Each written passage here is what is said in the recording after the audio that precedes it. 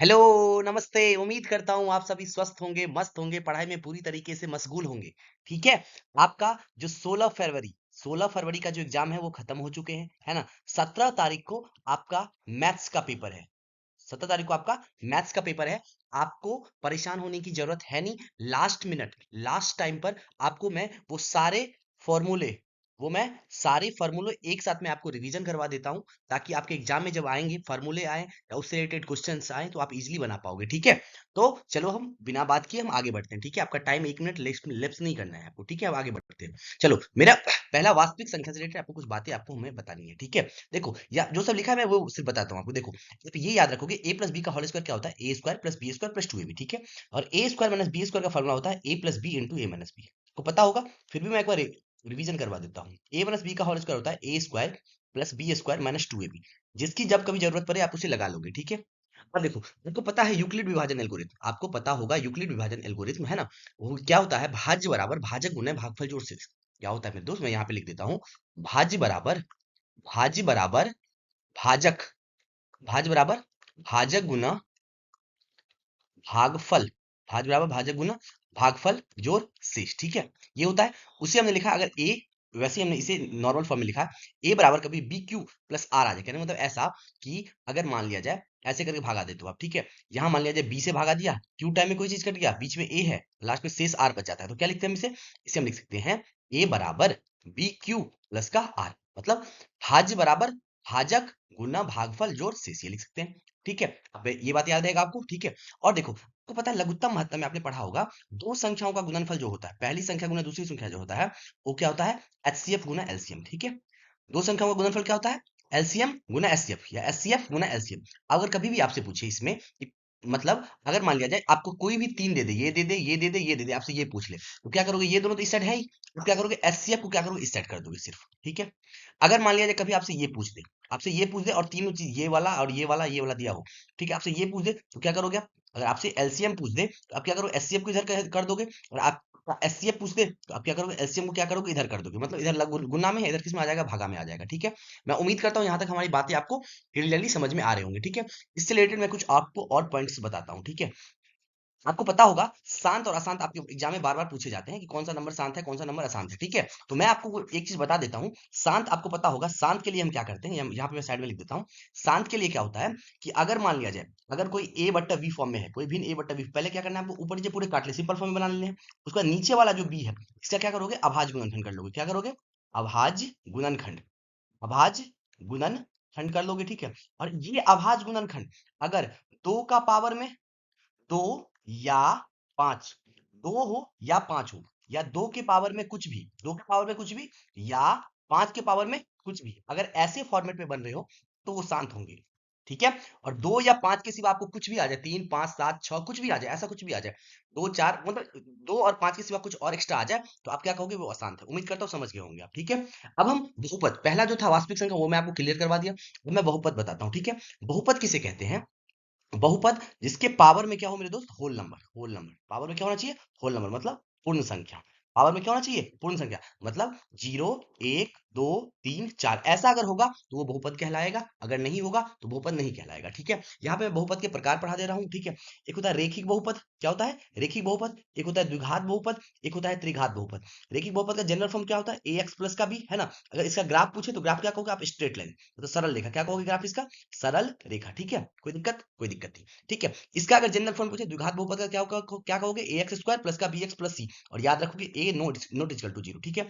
इसका जो ग्राफ अगर पूछे द्विघात बहुपद का ग्राफ कैसा होता है, तो आप परवलय लगा दोगे। क्या लगाओगे आंसर? परवलय लगा दोगे। ठीक है?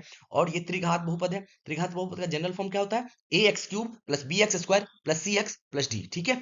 याद रहेगा। आप एक बात और याद रखेंगे, रेखिक बहुपद का शून्य कितना होता है? एक। द्विघात बहुपद का शून्य कितना होता है? दो। त्रिघात बहुपद का शून्य कितना होता है? तीन। एक बात याद रहेगा ये बात आपसे।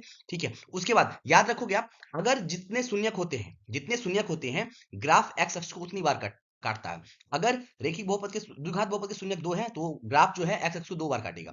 त्रिघात बहुपद का शून्यक तीन होता है तो वो एक्स अक्ष को कितनी बार काटेगा? तीन बार। देखो यहाँ पे एक बार काट रहा है, दो बार काट रहा है ना? यहाँ पे दो बार हो जाएंगे ना, दो बार यहाँ पे हो जाएंगे। ठीक है? टोटल तीन याद रखेंगे आप, कोई भी हमेशा याद रखना। तीन शून्यक है तो कितने बार काटेंगे? तीन बार काटेंगे। ठीक है? अब मैं आपको बताता हूँ शून्यकों का योग। आपको पता होगा शून्यकों का योग अल्फा प्लस बीटा क्या होता है, माइनस बी बटे ए, ठीक है। शून्यकों का गुणनफल अल्फा इंटू बीटा क्या होता है, सी बटे, याद रहेगा, ठीक है। एबीसी क्या होता है सब कुछ आपको पहले पता होगा, ठीक है। अगर मान लिया जाए दो शून्यक आपको अल्फा और बीटा दिया हो और आपसे पूछे कि द्विघात बहुपद ज्ञात करें, तो आप क्या फॉर्मूला लगाओगे, x square minus alpha plus beta into x plus alpha into beta, ठीक है। एक मेरे दोस्त रिवीजन करके जरूर जाना, आपके एग्जाम में जरूर मिलेंगे यहाँ से क्वेश्चन, ठीक है। चलो अब हम आगे बढ़ते हैं। अगला अब हम क्या करते हैं, दो चर वाले रैखिक समीकरण के बारे में चर्चा करते हैं, ठीक है। इसका जनरल फॉर्म क्या होता है, a1x plus b1y plus c1 बराबर zero, a2x plus b2y plus c2 बराबर जीरो, आपको पता होगा, ठीक है। अगर कभी भी आप a1 बट्टा a2 नोट इजकल टू आ जाए b1 बट्टा b2, तो क्या होगा, एक कंडीशन ये होता है, एक कंडीशन क्या होता है, a1 बट्टे a2 बराबर b1 बट्टे b2 बराबर c1 बट्टे c2, एक कंडीशन होता है a1 बट्टे a2 बराबर b1 बट्टे b2 note is equal to c1 बट्टे c2। अगर a1 बट्टे a2 बराबर नोट इजकल टू b1 बट्टे b2 हो तो उसे कितने हल होते हैं, हल कितने होते हैं, अद्वितीय हल होते हैं, ठीक है। अगर सभी बराबर हो जाएंगे तो अनगिनत हल होते हैं, और अगर a1 बटे a2 बराबर b1 बटे b2 not equal to c1 बटे c2 हो जाए तो कोई हल नहीं होते, ठीक है। ग्राफ पूछे तो ग्राफ से कैसा होता है, प्रतिच्छेदी होता है। अनगिनत हल के लिए ग्राफ कैसा होता है, हमारा संपाती, मतलब ग्राफ जो है एक दूसरे के ऊपर होते हैं, ठीक है। अगर कोई हल नहीं है उसका ग्राफ कैसा होता है, समांतर होता है, ठीक है। अब याद रखेंगे कि जिसका हल निकलेगा, जिसका सॉल्यूशन निकलेगा वो क्या हो जाएगा, संगत हो जाएगा, जिसका हल नहीं निकलेगा वो क्या हो जाएगा मेरे, तो असंगत हो जाएगा, ठीक है। याद रहेगा आपको, ठीक है। अब हम बढ़ते हैं आगे। अगला मेरा है द्विघात बहुपद, ठीक है। द्विघात बहुपद जनरल फॉर्म क्या होता है मेरे दोस्त, a x square plus b x plus c, ठीक है, इसका टू जीरो, कोई दिक्कत, कोई दिक्कत नहीं, ठीक है। अगर एक्स स्क्वायर का गुणांक पूछे तो क्या कहोगे आप, ए, एक्स का गुणांक पूछे तो क्या कहोगे बी, अचर पद्धति पूछे तो क्या कहोगे सी। घात के बारे में आपको पता होगा, मैं एक बार घात के बारे में बता दूं, चर का अधिकतम, चर का जो अधिकतम मान होगा, अधिकतम जो मान होता है वही क्या होता है, बहुपद का घात होता है, ठीक है। उम्मीद करता हूं हमारी बातों को समझ रहे होंगे, ठीक है। एक आपने पढ़ा होगा श्रीधराचार्य फॉर्मूला, इसी में होता है, कभी कभी आपसे पूछ लिया जाता है, क्या होता है श्रीधराचार्य फॉर्मूला, होता है minus B plus minus root under B square minus 4ac, ठीक है, बट्टे 2a, ठीक है। ये फॉर्मूला आपको याद होगा, ठीक है। अब मैं आपको बताता हूँ एक्स, एक्स जो होता है क्या होता है वो मैं बताता हूँ। एक्स बराबर क्या है, यहाँ पे लिखा है minus B plus minus root under D बट्टा 2a, ठीक है। ये डी जो होता है इसी को हम क्या कहते हैं, विवेचक, विवेचक या विविधकर इसी को कहते हैं, ठीक है। कोई दिक्कत, कोई दिक्कत नहीं, ठीक है। डी को हम क्या कहते हैं, विवेचक। डी का फॉर्मूला क्या होता है, B square minus 4ac, D का फॉर्मूला क्या हो जाता है, बी स्क्वायर माइनस 4ac, ठीक है। डी का तीन कंडीशन बनता है, पहला, दूसरा और तीसरा, ठीक है। डी का मान जब जीरो से बड़ा हो, डी का मान जब जीरो के बराबर हो, डी का मान जीरो से जब छोटा हो, ठीक है। डी का मान जब कभी जीरो से बड़ा आ गया तो हल जो होंगे वास्तविक और असमान होंगे, मतलब दोनों हल क्या होंगे, वास्तविक और असमान होंगे। अगर डी जीरो के बराबर आ जाएंगे तो हल जो होंगे क्या होंगे, वास्तविक होंगे और समान होंगे। अगर डी का मान जीरो से छोटा आ गया तो क्या हो जाएंगे, काल्पनिक हो जाएंगे, क्या हो जाएंगे, हल काल्पनिक हो जाएंगे, ठीक है। अब हम आगे बढ़ते हैं। अगला मेरा समांतर श्रेणी के बारे में, एपी के बारे में मैं आपको कुछ बताता हूँ, ठीक है। आपको पता होगा ए, अगला पद जो होता है ए प्लस डी, उससे अगला पद होता है ए प्लस टू डी, उससे अगला पद होता है ए प्लस का थ्री डी, ठीक है। आपको पता होगा इससे इसके बीच में जो अंतर है, कितने का अंतर है, डी का अंतर है। इससे इसके बीच में जो अंतर है, इसके बीच में डी का अंतर है। इससे इसके बीच जो अंतर है, इसके अंदर भी डी का अंतर है। इसी जो ये जो डी है इसी को हम क्या कहते हैं, सार अंतर, क्या कहते हैं, सार अंतर। सार अंतर निकालते कैसे हैं, अगला पद में से पिछला पद घटाते हैं, ठीक है। अगला में से क्या करते हैं, पिछला घटाते हैं, अगला में से क्या करेंगे, पिछला घटा देंगे तो हमें सार अंतर मिल जाएगा, ठीक है। इसे पहला पद कहते हैं। और डैश डैश करके यहाँ पे आखिरी जो कोई अक्षर होगा उसे हम क्या कहते हैं, ए एन कह देते हैं या टी एन कह देते हैं, जिसका फॉर्मूला क्या होता है मेरे दोस्त, a plus n minus one into d. A क्या है प्रथम पद, डी क्या है सारबंतर, एन क्या है पदों की संख्या, याद रहेगा, ठीक है। अगर ऐसे ही पद हैं, अगर आपसे एपी का योग कभी कभी पूछता है तो क्या का फॉर्मूला लगाओगे, एन बटे two into two a plus n minus one into d, ठीक है। और एक फॉर्मूला ये भी होता है एन बटे two into A plus A N, A plus A N, A N को ही हम एल बोलते हैं, प्रथम पद प्लस का अंतिम पद, एन बटे टू इंटू प्रथम पद प्लस का अंतिम पद, ठीक है। यहां तक मैं उम्मीद करता हूं आप हमारी बातों को समझ रहे होंगे, ठीक है। अगर मेरे दोस्त मैं इससे ज्यादा यहाँ पे नहीं कर सकता क्योंकि टाइम ज्यादा लग जाएंगे, आपको फिर दिक्कत आएगी, आपको रिवीजन पर्पज से मैं करवा रहा हूँ। मैं इसके मतलब इस पे बहुत आसान आसान तरीके से, आप जो बिना फार्मूला ना याद हो फिर भी आप बना सकते हो, वो मैं अपने वीडियो में बता चुका हूँ, पहले बता चुका हूँ, ठीक है। वो आप अभी देख नहीं पाओगे, इसीलिए बस फार्मूला याद करके जाओ, आप एग्जाम हॉल में लगा लोगे, ठीक है। चलो हम आगे बढ़ते हैं। अगला मुझे त्रिभुज के बारे में कुछ बातें जाननी है, ठीक है। त्रिभुज के बारे में, त्रिभुज में आपको पता होगा बीपीटी थ्योरम, मतलब जिसे क्या कहते हैं, थिल्स थ्योरम कहते हैं, ठीक है। वो क्या, अगर कोई त्रिभुज है, अगर कोई मेरे दोस्त क्या है, त्रिभुज है, ठीक है, उसके समांतर एक कोई त्रिभुज में एक समांतर रेखा डाल, इसके समांतर ये रेखा है अगर बीई समानांतर बीसी है तो क्या हो जाता है, एडी बट्टा डीबी बराबर हो जाते हैं एई बट्टा ईसी, आपको पता होगा, ये बात याद रखेंगे। इस पे अगर क्वेश्चन आएंगे, इस पे क्वेश्चन आएंगे ही आएंगे, भी आया है तो इसीलिए इसको देख कर जाना, ठीक है। अगर इसका उल्टा क्या होता है, इसका उल्टा मेरे दोस्त क्या होता है, थेस परिमेय का विलोम क्या होता है, अगर एडी एडी बट्टा डीबी बराबर आ गया एई ईडी कभी भी आ गया तो क्या कहोगे आप, ये और ये लाइन क्या है, आपस में समांतर है, ये बात भी आप ध्यान रखोगे। पाइथागोरस पर में आपको पता होगा क्या होता है, कर्ण स्क्वायर। कर्ण स्क्वायर बराबर लंब स्क्वायर जोड़ आधार स्क्वायर। कर्ण स्क्वायर, ये इसको एच के 90 के सामने को क्या होता है, कर्ण बोलते हैं।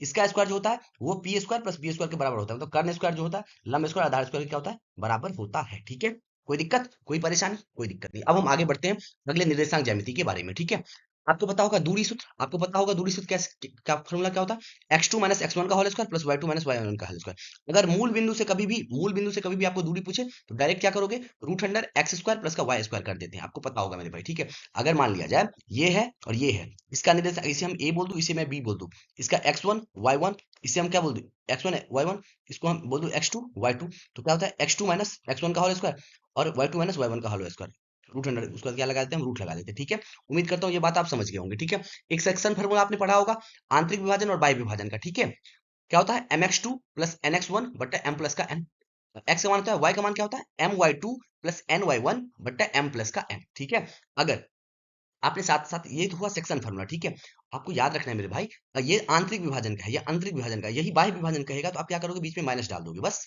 ठीक है, याद रहेगा मेरा बात। चलो, अगर मध्य बिंदु पूछे आपसे, वो ये लाइन है, इसका मध्य बिंदु का फॉर्मूला क्या होता है, x1 प्लस x2 बट्टे 2 और y1 प्लस y2 बट्टे 2। ठीक है, कोई दिक्कत, आपको एक मैं बता देता हूँ, केंद्रक का जो होता है, इसका निर्देशांक x1 y1, इसका जो है x2 y2, इसका x3 y3, निर्देशांक x3 y3 है। ठीक है, अगर आपसे कभी भी पूछे जो है केंद्र का क्या करो आप, हमें निर्देशांक बताओ, क्या कहोगे आप, x1 प्लस x2 बट्टा x सॉरी x3 बट्टा का 3 और हो जाएगा y1 plus y2 plus y3 बट्टा का 3। ठीक है, याद रहेंगे आपको, कोई दिक्कत, कोई परेशानी नहीं। ठीक है, और मैं एक बात बता देता हूँ, कभी भी आपको अगर मान लिया जाए आपके लिए को मैं बोल दूं 2,3 का पूछ दूं मैं एक्स अक्ष से दूरी, एक्स अक्ष से दूरी पूछेगा तो आप वाई वाला बता दोगे और वाई अक्ष से दूरी पूछेगा तो आप एक्स वाला आंसर लगा दोगे। ठीक है, कोई दिक्कत। अब हम आगे बढ़ते हैं, सॉरी क्षेत्रफल के बारे में देख लो। क्षेत्रफल का फॉर्मूला क्या होता है, 1/2, 1/2 x1 y2 minus y3 plus x2 y3 minus y1 plus x3 y1 minus का y2, ये फॉर्मूला होता है। ठीक है,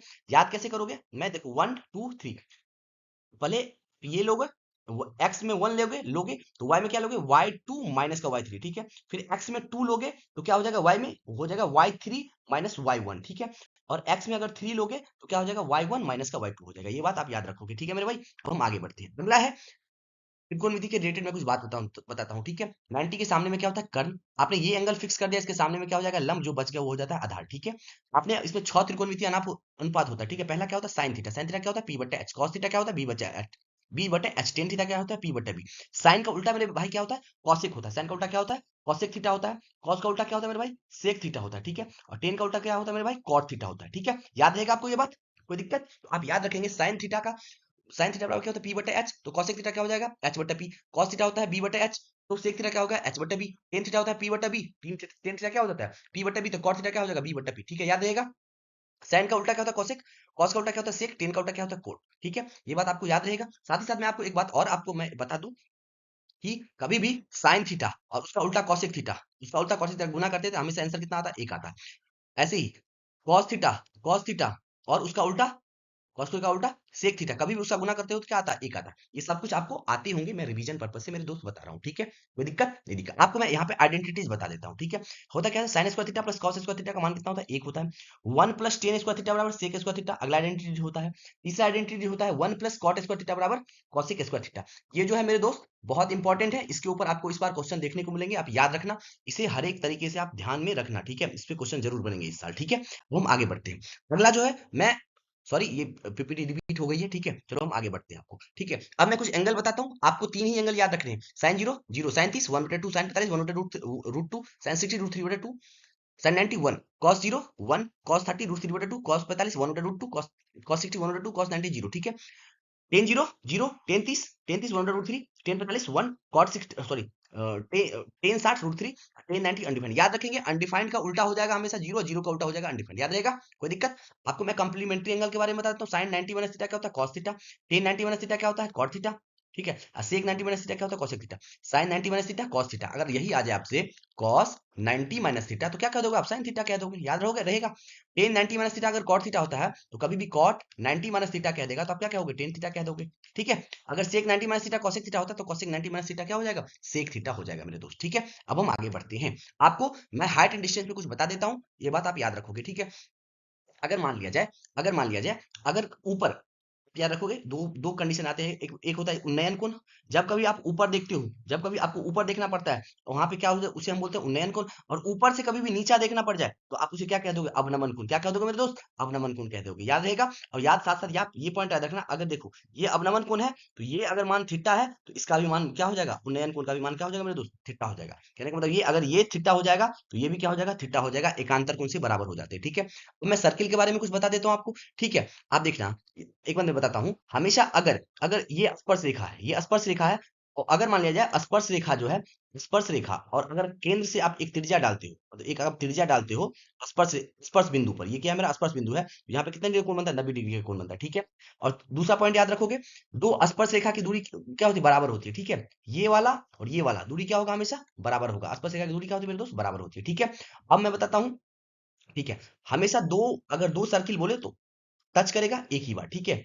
अगर इंटरसेक्टिंग बोले तो कितनी जगह टच करेगा? दो जगह टच करेगा। ठीक है। छोड़ो ये बात, छोड़ दो आप। ठीक है। अभी ज्यादा नहीं है, एक बस याद रखना आप, ये वाला याद रख लेना। ठीक है। ये सब छोड़ दो, आपके एग्जाम में नहीं आएगा। ठीक है। परेशान मत होना आप। ठीक है। तो हम आगे बढ़ते हैं। अगला है वृत्त से रिलेटेड क्षेत्रफल। ठीक है।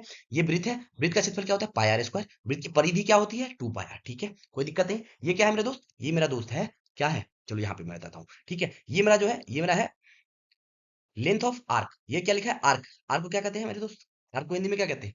त्रिज्यखंड कहते हैं। ठीक है। त्रिज्यखंड का क्षेत्रफल क्या होता है? थीटा बटा 360 इंटू पाई आर स्क्वायर। ठीक है। त्रिज्यखंड, त्रिज्यखंड ये क्या होता है मेरे दोस्त? ये मेरा होता है चाप। ये मेरा क्या होता है? चाप। चाप की लंबाई का फॉर्मूला क्या होता है? थीटा बटा 360 इंटू 2 पाई आर। ठीक है। याद रहेगा मेरे भाई। ठीक है। कोई दिक्कत तो नहीं है ना?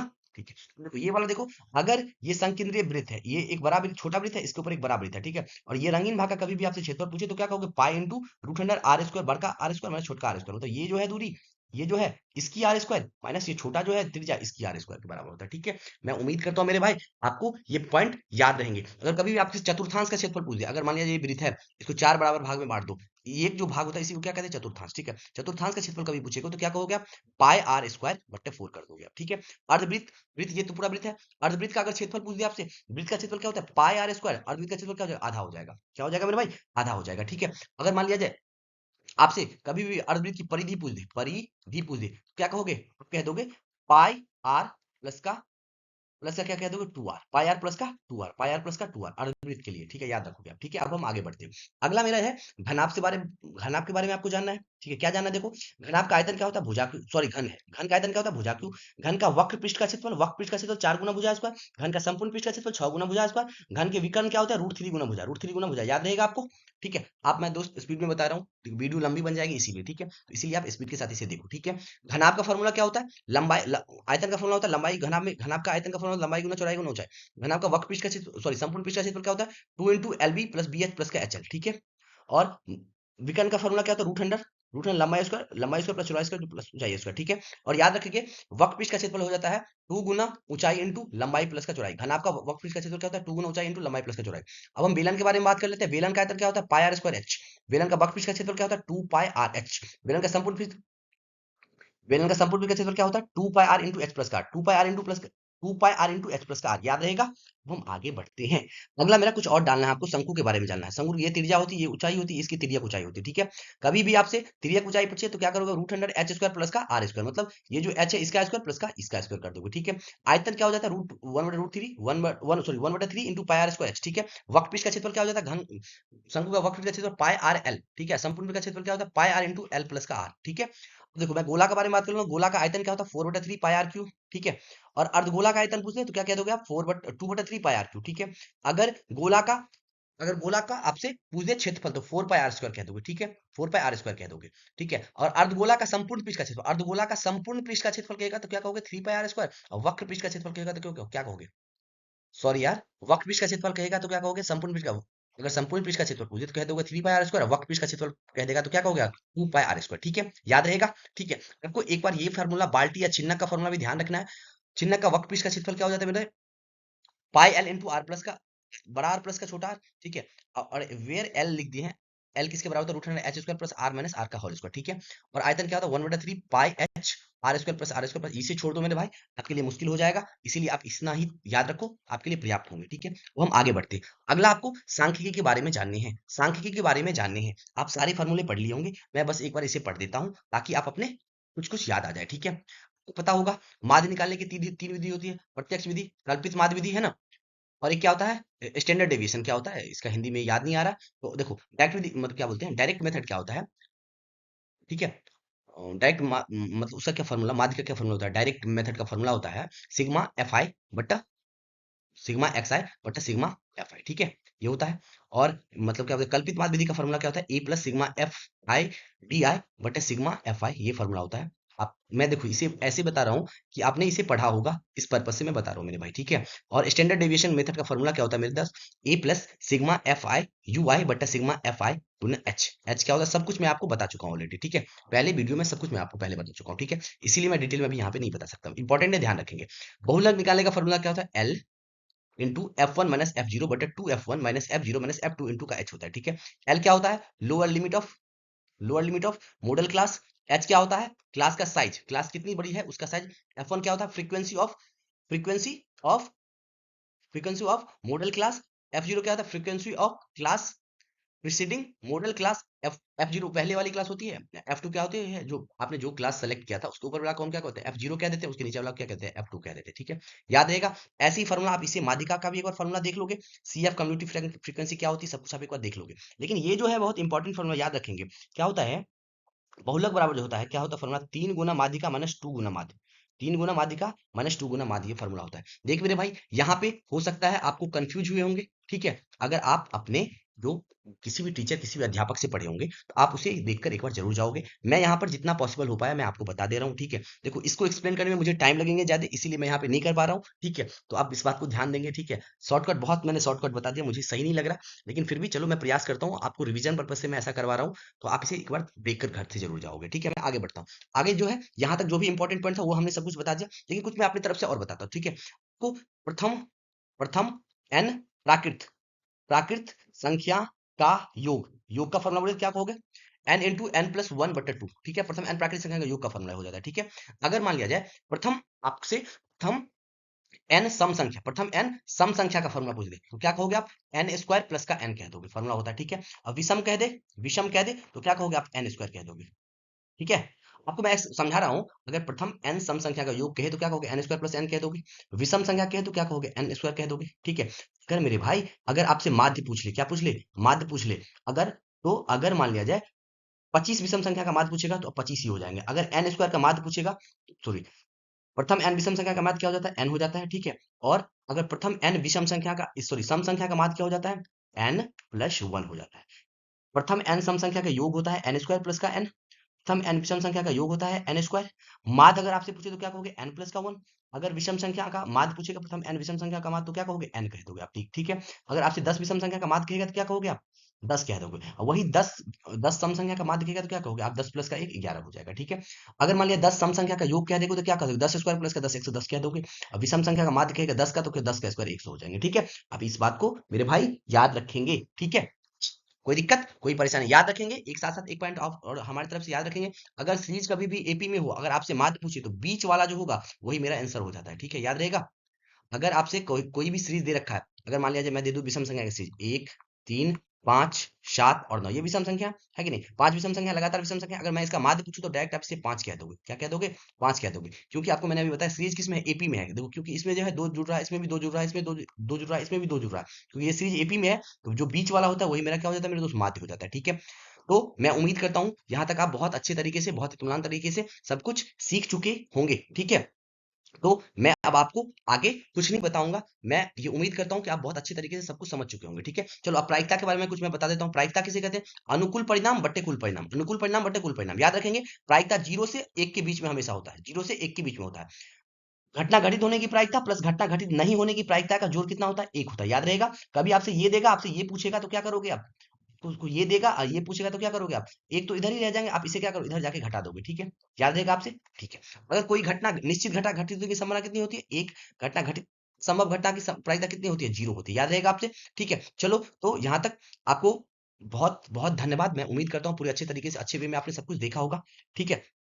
हाँ? कोई दिक्कत नहीं होगी आपको यहाँ तक? चलो, अब हम आपको ये जो है, पहले मैंने शूट किया था इसीलिए आपको ये लिखे आ रहे हैं, इस पे आप ध्यान मत देना। मैं आपको बेस्ट ऑफ लक कहना चाहता हूँ। आप अपने एग्ज़ाम में बहुत अच्छे करोगे, बहुत इत्मीनान के साथ एग्ज़ाम में घबराना नहीं है। आपको बस 50 क्वेश्चन्स करने हैं, ऑब्जेक्टिव 50 क्वेश्चन्स करने हैं। आप ध्यान रखोगे, आपको इससे ज़्यादा कुछ नहीं करने हैं। बहुत इत्मीनान के साथ एक बार इस वीडियो को देख लो। तब तक के लिए धन्यवाद, खुश रहें, मुस्कुराते रहें। मिलते हैं हम किसी कल हम आपसे आपके हाल-चाल के लिए मिलते हैं। तब के लिए धन्यवाद। तब तक के लिए धन्यवाद, बाय-बाय।